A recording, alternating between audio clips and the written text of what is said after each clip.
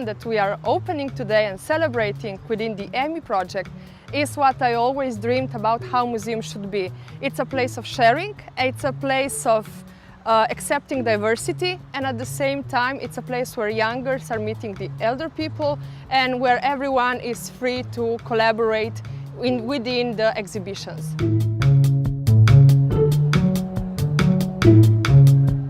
What you see at this exhibition is actually a peak of an iceberg of a process of an ongoing workshops that we had together with 15 young adults and 50 museum experts from 13 museums. We placed them in one large room behind one large table where they played museum speed dating game. They had to choose from 13 museums, 13 objects, and they selected 5.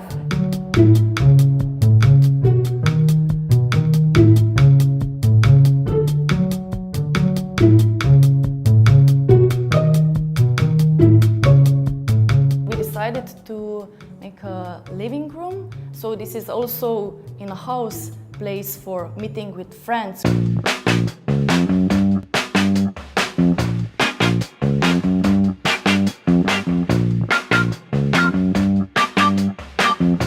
A living room, like a capsule, where every object has its story, and it's also that it's important that it's transnational and at the same time a Slovenian environment.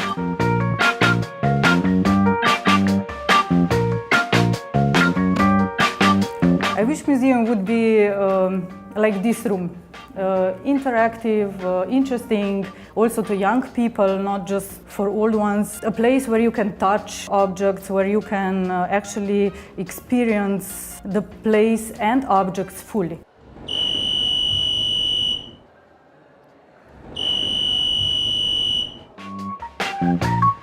In every museum should be at least a few items that any of the people could relate to.